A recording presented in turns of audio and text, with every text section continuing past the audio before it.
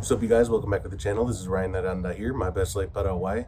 Um, just want to apologize. I'm coming off of damn near a week being sick here, so my apologies. Also, you're gonna probably hear a lot of background noise. I'm in front of my house, just to switch it up a little bit. The new place I moved into, right? So there's kids playing soccer, and I actually have a soccer field in front of my place too. So anyways, yeah, so I don't know. I thought I'd do this video, and yeah, I'm 13 and a half months here in Paraguay, so a year and a month and a half, right? And it's been a hell of an experience, to say the least, and extremely different from doing the same old in the U.S. So my dog is seeing his friends. That dog be posted up, man. Anyways, I know I sound sick, and also I don't have my microphone, so I apologize for the bad audio. Okay, so these aren't in really any particular order. They're kind of in the order that I thought sort of made sense, but hopefully it's kind of an order that makes sense.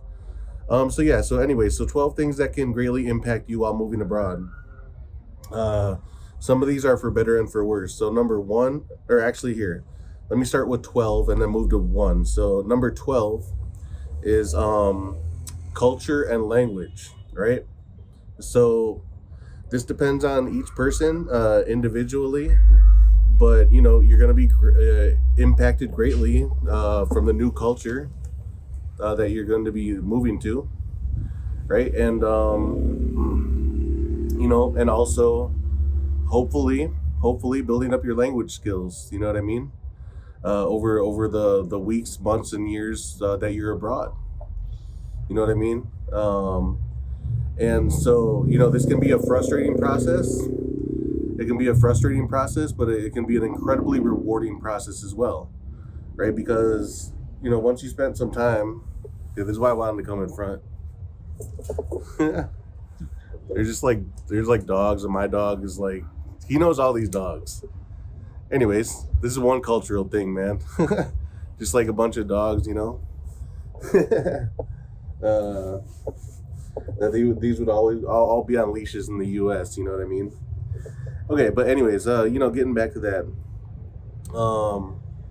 you start becoming kind of a sort of an expert of being in between cultures, and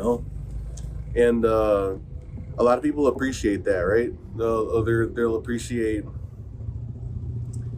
like in my case, like a Westerner coming to Paraguay, but also understanding a lot about Paraguay, right? So it's something special for you on an individual level, but you can really help people out, who are looking to do the same thing. I know that's incredibly, basic to say, especially as YouTubers, but it's true, A lot of times people hit us up, YouTubers up, to seek our guidance, right? And it's something very beneficial on an individual level, but also can be beneficial for others who are looking to seek your guidance, etc. Which is why a lot of us, including myself, do things like consultations, etc. So hit me up for consultations, you guys. Okay. So that was number 12. Number 11 would be currency exchange. This is one not talked about enough. Because our Western currencies kind of stay mostly at least in this sort of. So I'm gonna be all over the place, you guys, with these answers, right? The 12 things that can greatly impact you while moving abroad. But yeah, anyway, so number 11, currency exchange, right? So for example, the dollar was worth around 8,000 guaraníes for quite a long time, which is very powerful here in Paraguay, right? And now it's worth about 7,000. Thanks to Trump and other factors as well. But we can't ignore that there's a complete buffoon in the United States of America who's fucking shit up for us expats overseas, devaluing the dollar, etc. Now, will it maybe bounce back? Who knows, right? But this goes back into economics, finance, personal finances, and so for a good year, it pretty much stayed very, very strong, the dollar here in Paraguay. But now, in the last month, it has dipped down, and it lost about 1/8 of its value. Again, it's very strong here still. I'm not complaining too much, but it is something that you got to take into consideration. Okay, so number 10, um, missing family. Right now, this is going to uh, differ how you feel about. I mean, in general, right? We all are gonna miss our family, right? But like for us millennials, right, who may have parents who are like in my case, I have my parents and my siblings, and but my parents are in their 70s, and it's not exactly ideal to be halfway across the world when your parents are in their 70s, right? I wish that Paraguay were magically much closer to the U.S., but it's not, and that's not where I was born, and that's not where I came to live. So I wish it was as close as the Caribbean and Mexico, and I don't think that some people in Mexico and the Caribbean, or even Colombia, or any country that closer, that's just like one quick, affordable flight away. Uh, I don't think people understand that. That's a big privilege in itself, being close, right? In some cases, it's even more expensive to go from LA to New York than it is to go from like Mexico to Chicago. You know what I mean? So be thankful, man. If you're from Mexican heritage or whatever, or like any of those Central American or Caribbean countries where you're just like a 3 hour flight away from your home, be thankful, man, because I haven't been back in like 14 months, and I miss my family, man. And like I said, it's not ideal that I haven't been back, but it's a big investment to go back, even to visit, and especially with inflation in the U.S. is nothing fucking cheap. So the moment I hit ground in Chicago, and then Madison, where I'm from, it's not cheap at all. You feel me? So, anyways, so yeah, so on a deeper level, yeah, I would love to see my family more in person. It's not the same, right? When you're talking on phone or Skype or any of this kind of stuff.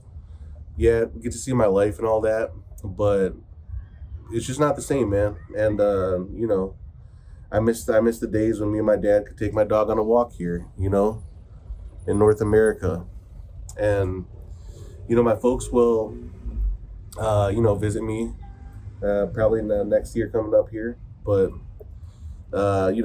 we'll see uh, when that happens. Excuse me, guys. Still kind of sick here. Wow.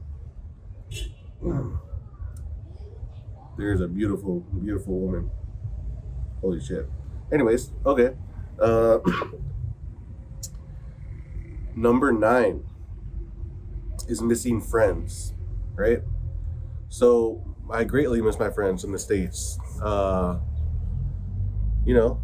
greatly do. I have very special bonds with some of my homies back home, Um, and yeah, I certainly miss my friends. I mean, enough said, you know what I mean? And uh, there's things that I can bond with my friends back home that people here won't understand, and vice versa, right? But and I know that realistically, and guys in Brazil talk about this too, that I know realistically, like I probably have like literally like 2 friends that may actually come here one day and see life and visit and like get humbled and all that good stuff and culture and all that, even if it's just for a little bit. Especially me, man, because I live amongst the people. You feel me? So uh, I live a pretty damn authentic life here. You know what I mean? And it'd be special, man, for my friends and family to come and visit me. Okay. Excuse me, you guys. I know I'm getting over being sick. Okay, so that was okay. Number 8 is creating new circles and communities. Again, impactful things. I just realized that I have a note here actually. It's probably a water bill. Anyways, so yeah, so this would be number 8, right? 12, 11, 12, 12, 11, 10, 9, 8. Yeah, number 8 is creating new circles and communities. So me having this YouTube channel, I'm very blessed, right? I get hit up by multiple expats pretty much every single weekend to do something or other. So I'm very blessed in that regard. Made a lot of friends, expats, but also locals as well. And I also have my family here. So I'm never in a position where I don't have an invite to something. And I don't mean that in some kind of weird, braggadocious way. I'm just being honest about that, right? So, like, I'm not trying to be like, oh my God, I'm the popular kid. You know what I mean? But I'm just being honest. You know what I mean?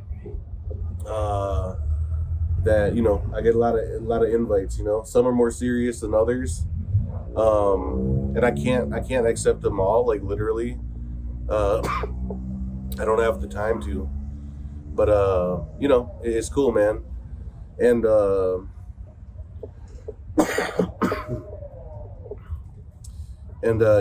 all on the same level. We're all on the same level. Like our goals and ambitions, and those of us who move around the world, we're a different breed, man. We really are. You know what I mean?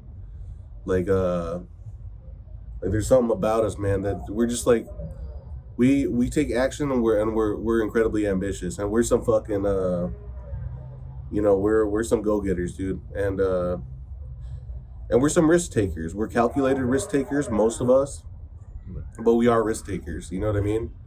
Because none of this stuff is easy, dog. Anyways, number 7.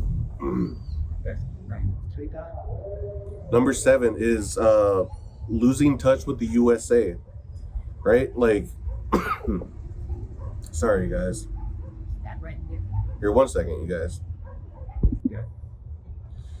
Okay, so losing touch with the USA, right? I can't relate to most people anymore in the USA, man. Like, yeah, I could or whatever. I'm American and all that, very obvious. But like, on a deep level, I wouldn't even want to converse with most Americans anymore, dude. Really, really, truly, because like, what people think are problems aren't problems in America, and vice versa. And then people don't actually consider real solutions for actual problems. So like, people prioritize a bunch of buffoonery and fuckery and all kinds of nonsense ass shit, while they should be like getting residency abroad and thinking about like long-term solutions for their problems, instead of worrying about some fucking dumbass cultural or political bullshit that is never going to change, and you're going to be screwed for the rest of your lives. So, I mean, I can't do the small talk with Americans anymore, right? And there's some expats who try to engage in conversation with that stuff with me, and I'll tell y'all how I feel about certain situations, but overall I just I can't do it, dude. I can't do it. Most Americans, and I think it's probably most people in general in the Western world, and just in the world in general, I guess, don't know how to think critically. They're not willing to take risks. They're not willing to learn new languages, become accustomed, have some patience to become cultured, have patience to date, have patience to really do anything that's meaningful. Most people are sheep and just do the same old shit, go out with the same old people to the same old places, have the same old dumbass dreams. Everybody wants to be in the rat race and move up and shit that only applied to our parents and other generations, and they think that they can apply the same things and it'll just work for us magically, even though that's not the case. And so, I can't. That's what I mean. I'm losing touch with America, because most Americans don't know how to think of real, actual solutions to life, and I couldn't sit around a fucking table and just and do the gossip or the bullshit with most Americans. Because to me, like, you know, if you don't even have on your mind to like move abroad, retire abroad, then you're already fucked. You're already screwed. So it's like, to me, you're losing. Your mindset isn't even in the right spot, you know. So that's what I mean about that, man. And just culturally too, like, I could give a fuck less, bro. Like I used to be really like, you know, I'm from Wisconsin, man, so I'm Green Bay Packers. You know, you guys have seen me with my Green Bay Packers stuff. And what's up, man? What happened? Yeah. Did a bee sting you? Yeah. Did a bee sting you? You okay, buddy? I think a bee must have stung him or something. Poor buddy. Anyways, yeah, dude, I can't fucking vibe with most Americans, dude. Like, if I were to go back to America and some fucking Becky is talking about some fucking Karen and some fucking nonsense ass shit, like, you know what I see right in front of my house? I see kids all the time playing soccer with no fucking shoes. Let me repeat that again for the Carries and the Becky and the fucking Karens and the Beckys out there. I see kids playing soccer with no shoes, with smiles on their fucking faces. You know what I mean? And so, like, you know, when you're talking about some feminist ass bullshit or some just like random ass like nonsense ass shit, like, bro, like, I couldn't even, like, I would have to fucking walk the fuck out. You know what I mean? You know, that's that shit. But even the guys, you know, like, even my homies, bro, it's like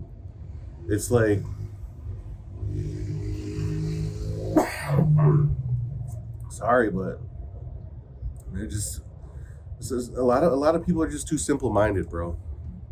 And they'll do the same shit all the way through their 30s and 40s, bars, casinos, losing money, maybe hitting up a strip club, maybe doing some degenerate ass shit, maybe cheating on your girlfriend, if they even have a girlfriend, or maybe just like getting with wrong girls and hanging with the wrong crowd out for the rest of fucking time. And it's just like, bro, like, I had to walk away from it all. Dude. And I love my homies, right? Back home, but at the same time, dude, like, I couldn't keep doing the same shit. Not only, like, couldn't I want to, but I couldn't even afford to. Right? You can't afford leisurely things in the United States of America. Fuck out of here. And you know what else? Here in Paraguay, right in front of me, right in front of my crib. Yeah, I don't even care, bro. Y'all can see where I live.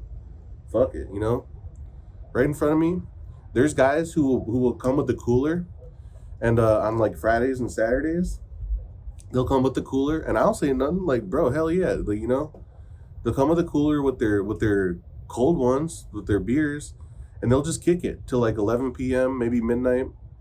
And, you know, sometimes they be littering, which I fucking hate. But besides that, like, what's the point? It's like, the point is, like, you can have a good time for cheap, and you're seeing your homies.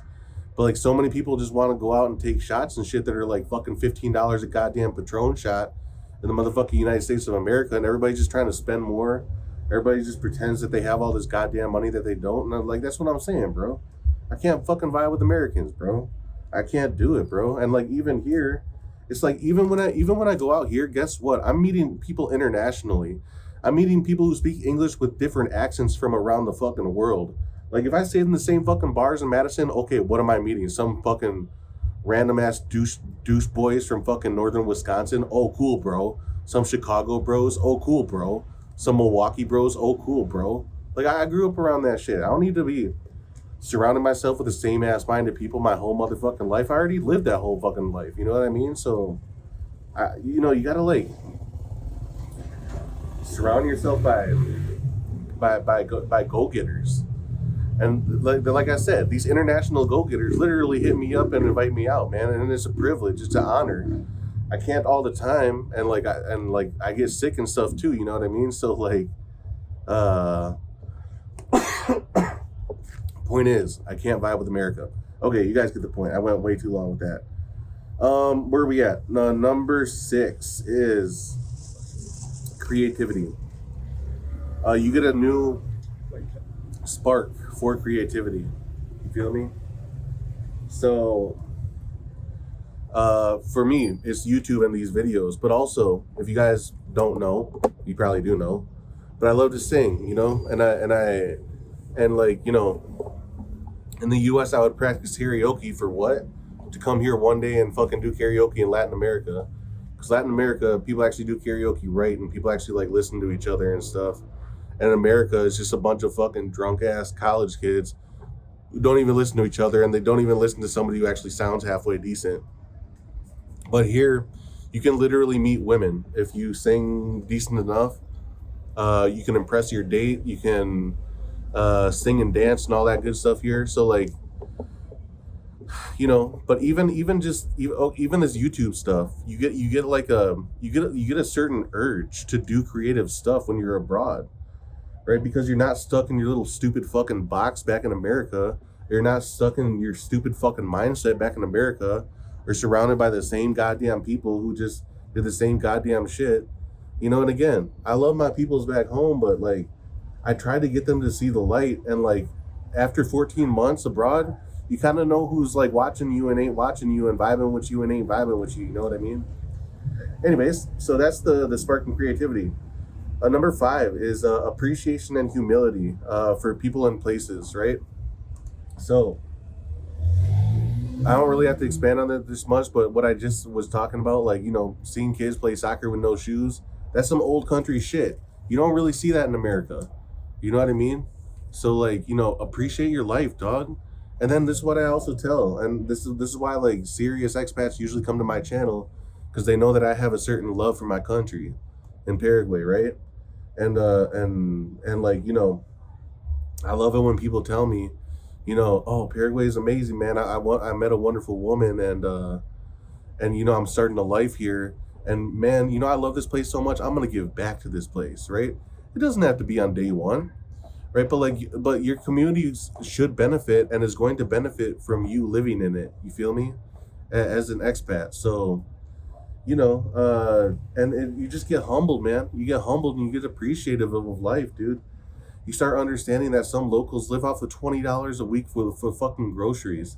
Some others stretch $30 American USD a week for groceries for them and their kids. You know what I mean?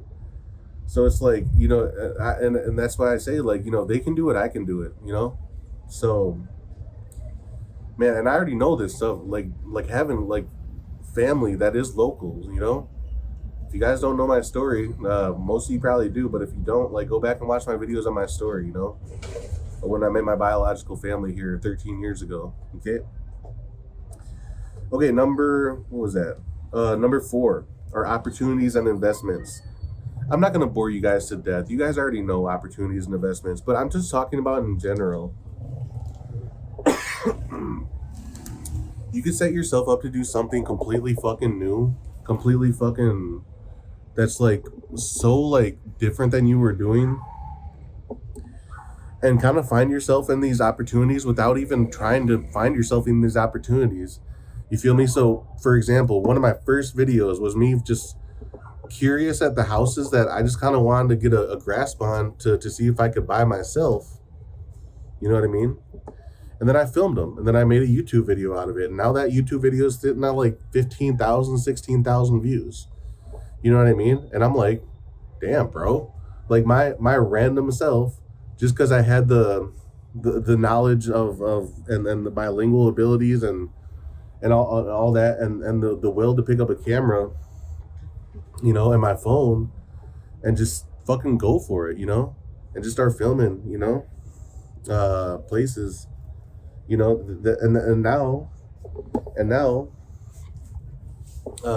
you know, I get owners and stuff who, you know, who are interested in using my platform for real estate.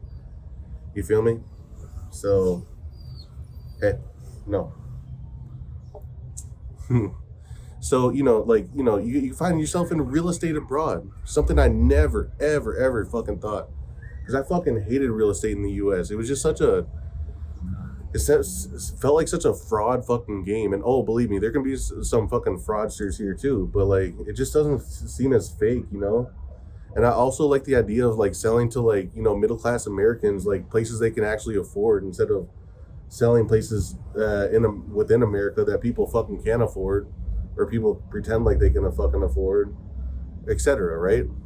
So like that's why like on my channel I'll show you like $40,000 townhomes, $80,000 duplexes, and affordable houses abroad for Westerners. On your Western salaries.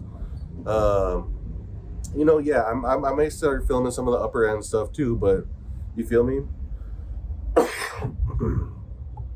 But beyond that, the people that you meet are in every single industry imaginable, right? From online sales to this to that. So, you could be linking up, um, and all that, which brings in opportunities as well. You know what I mean? So that's what I'm talking about, you guys. So opportunities are endless by the people that you meet, and then just like some of the stuff that you might do creatively that might blossom into something else. Even this channel, this platform, I do consultations. So like these are opportunities that you wouldn't have just fucking staying where the fuck you're from. You know what I mean? So and never taking a chance and never starting something. So opportunities is a big one. Okay, go. Okay, it's getting dark out here, you guys. Okay, what are my last couple? Number 3, women, right? And maybe a family. Now, this women thing is ups and downs. Okay, so what do I mean? It's hard to find the right woman. It is, right? I think if I would have came here 15 to 20 years ago and I would have had my mindset on finding a woman, right? It would have been a lot easier. But a lot of the Western rot is making its way to Latin America. Smartphones, social media, dating apps, more expats coming around, more women are starting to scope out foreigners, for better or for worse. A lot of times for worse, though, whether it's just regular gold digging or whether it's more nefarious than that. Not like dangerous like Colombia with the scopolamine stuff, but in general, right? There's a lot of hearts broken on both ends. There's a lot of fucking foreigners that are just liars and shit that are say they're coming here for longer than they actually are as well. That actually happens more in Colombia, but I know it happens here a little bit. Guys, they aren't truly here for as long as they say, etc. That kind of thing. And then, some guys will try to the long distance relationship shit, which my stupid ass has done, and it doesn't fucking work, etc. But yeah, man, women is a difficult issue, right? But in general, my God, women are beautiful here. Women are beautiful here in Latin America and in Paraguay, and they're more traditional. And they are more sweet and humble. Now, will everything last all the time? No. That's exactly what I was just talking about. But you can have great experiences. Honestly, I was just trying to be right before this video. I was trying to think, man. Again, not trying to be like weird or braggadocious, but like my last year here, and I've been with I've been blessed to have the company of quite a few attractive women. You feel me? And so, that's just something that a lot of guys in the States can't even get fucking one. You know what I mean? And so, it's even just that in itself,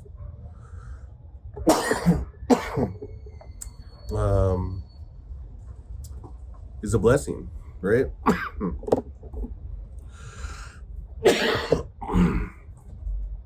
Excuse me, you guys. Whew. But anyways, so it's true, right? And yeah, I'm gonna walk around a little bit. Mosquitoes are coming out. And actually I'm gonna finish the last ones in the back here. Okay. All right, 1 second.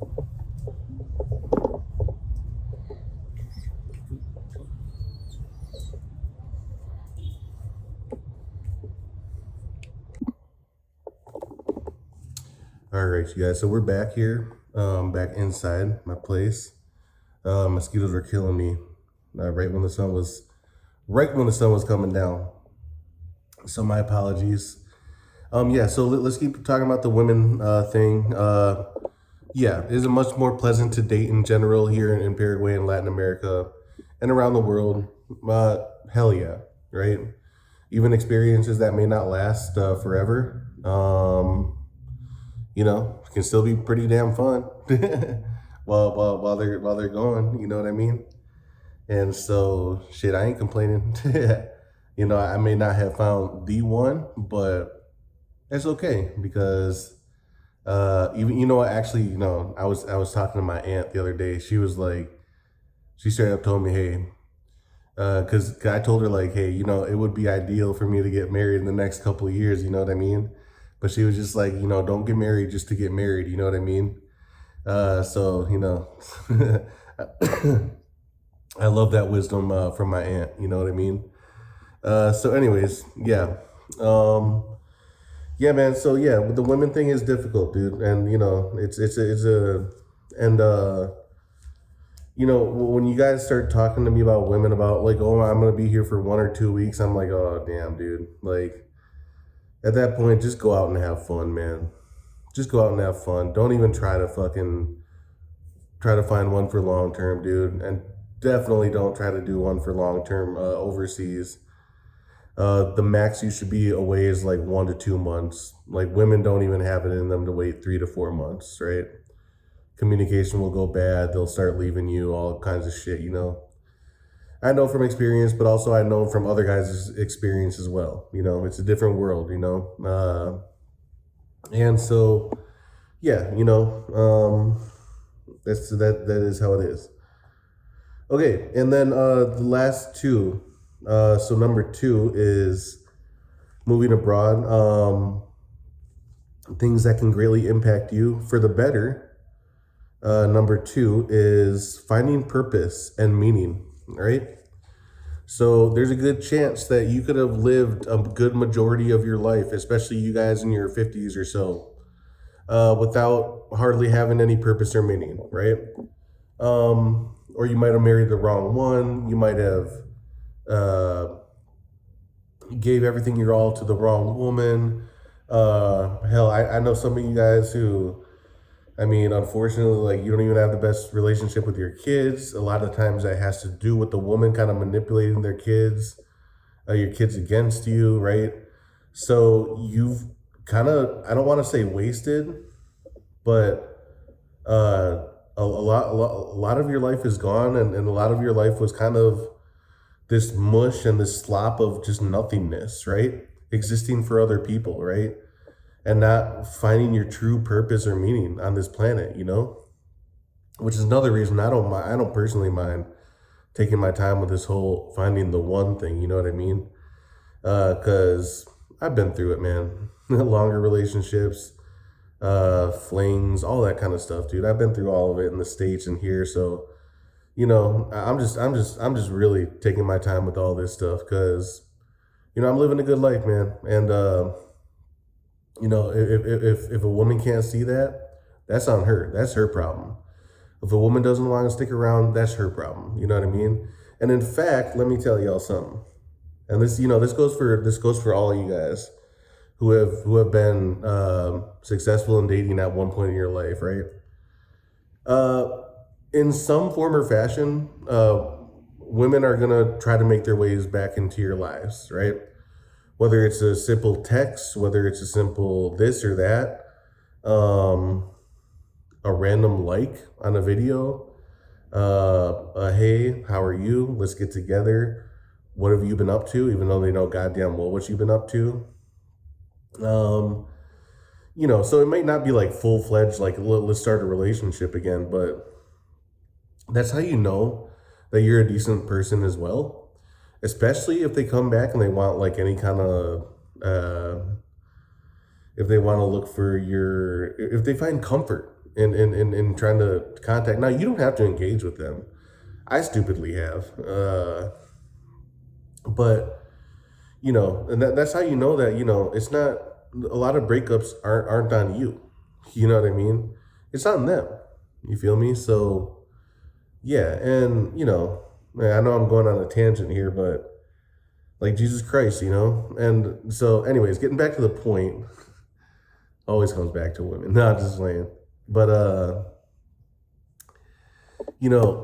some guys rush this thing called life, and they rush it, man, and yeah, and they forget to find their meaning and their purpose, right? And for me, for example, in the States, I spent way too many years with the wrong one. Now, luckily, I never married her, and luckily, we never had kids, right? And then that one found some guy who treated her absolutely like dog shit. Found out later, and was seeing two women at the same time. So there you go, thinking you could do all this better and all this stuff, Hell no. Okay. Oh man, I'm gonna piss people off with that. The whole wall conversation. Oh my God, you guys. Okay, I'm gonna stop. Okay, but it's true, man. So I guess I'm speaking mostly to guys with this whole meaning and purpose thing. But if you give your life to other people, for people who don't appreciate it, whether it be family, friends, a woman, you could end up wasting your life and not living it for yourself and not living it with any purpose or any fucking meaning, right? And a lot of you guys talk about legacy, you're right, but a lot of you guys don't know the first thing about maybe having a legacy. You know what I mean? So there's just a lot of dumb people, man, really truly, that I guess could give a fuck less about purpose and meaning and are completely content with being sheep their entire lives. And that's not me. Okay. Anyways, and the last one, number 12. No. Number one. Number one thing that what was my list? That can greatly impact you while moving abroad. Happiness. Right? Happiness. So you could have been unhappy for a very, very, very, very long time before you moved abroad. And now there is a Goldilocks period. There is not a Goldilocks. There is the, what am I trying to say? There's the honeymoon phase with moving abroad. The first few days, weeks, and months, it's all new and exploratory and all this stuff, and everything is fascinating, and you're meeting all these people, and it's wonderful, and everything is great. And then once you get settled in, that kind of romantic honeymoon phase kind of starts drifting away, and then you really start making it your home, but and it's good. It should be good. You should have done your research to be like, wow, this is, even though there's some hard elements of moving abroad, I still made the right decision for the right country to be in the right vibes, and so you could find yourself self-reflecting a lot, which I do a lot. Sometimes when I want to, sometimes when I don't really want to. But, I just remember where I've been. I remember the years of just nothingness, the years of mind slop, the years of living in the US with no purpose, no fucking meaning. I remember thinking before I came here, damn dude, if I die tomorrow, I'm gonna be known for nothing. I'm be known for coming here to America, being an adoptive kid. Yeah, I guess I have the whole adoption story, reuniting fucking story that yeah, it does inspire a lot of people. But even that, I didn't even have on paper in a book or even in a video format until now, until my channel, right? So I was like, dude, nobody's gonna know my life story. Nobody's gonna know what I stand for or what I want to do. Nobody's gonna know anything about me, So I was just like, man, there's just so much nothingness and meaninglessness in America. I didn't mean it a fucking thing. in the system of the rat race of what is America. And then when I finally thought that I had a decent wage that I've been working close towards my last few positions after college, and like I was like, you know what, like I remember when I was a kid, like thinking like, if you could hit this one certain wage or this one certain salary, then you should be doing just fine in America, right? And then guess what? The pandemic and inflation and house prices all said F you, right? And then that took a big toll on my happiness, right? And then also, me and my, ex like weren't working out. And then, it didn't help that economics were even worse and fucked up. And like we couldn't even even attempt to plan a future. And then her idea of a future was just so fucking far fetched. And she wanted to live in these astronomical, nothing priced, nothing houses in the middle of nowhere for no reason, just because of her feelings and stuff. And I was always trying to be more logical about thinking about that kind of stuff. So, I was just in this state of just constant unhappiness about like how to move forward, how to even address the present. Am I with the right person? Fuck this economy. Uh, like I did most things right in life. Yeah, I've had a few, few fuck ups, but I like to think I did most things right in life, and but nothing was adding up. Nothing was adding up, happiness wise or anything. So I was just like, you know what? Like, you got to take a chance, man. And I've been taking chances, believe me, right? Uh, Now everything's been pretty. I can go into more details, another day when it comes to like finances and stuff. Not today though. Fuck that. But now everything's pretty. I didn't have years and years and years. I had uh better part of a year and a few months to make stuff work, and things are working for now. You know what I mean? And hopefully going forward for the rest of the time here. And um, but if I wouldn't have taken the first steps to do something different, then I just wouldn't have done it. It was the same way when I felt when I was 20 years old, that if I don't try to meet my biological family now, I just know in my heart I'm not going to do it, you know? And so I had that same sense. I had that same sense of urgency that there's something tugging at my heartstrings that said, you need to move now. You need to do this now. You may not have all the money now. You may not even have all the, or, well, I certainly didn't have all the support, right? And I even heard things out the door that hurt me pretty deeply internally. Like, like pretty much, go out there and get it. Like, like, yeah, I think you're an idiot, but go out there and get it, kid. Like pull yourself up by the fucking bootstraps. And it's just like, wow, okay, some family and friends kind of had this mentality of like, I think you're gonna fuck this shit up. You know what I mean? And well, we ain't gonna help you. Like, if you're an idiot, you're an idiot. So I was like, damn, okay, well, I guess I probably won't be talking to you folks so much. Love you guys to death, but I can only pretend to act like that kind of shit didn't hurt, especially when you're moving across the planet. And so like one thing that I'll say is kind of unrelated to this, but still related. I know this is gonna be a very long video, but when I have kids, man, when I have kids, and I recognize that there's certain things in life that they're gonna need at certain times in life, I'm not gonna have the mentality of like, go fuck yourself, pull yourself out by the bootstraps, and you better get it done because that builds character. I'm gonna be like, look, if I have it, I'm going to help you. I'm gonna explain the importance, and I'm gonna explain how you need to be appreciative and humble of this.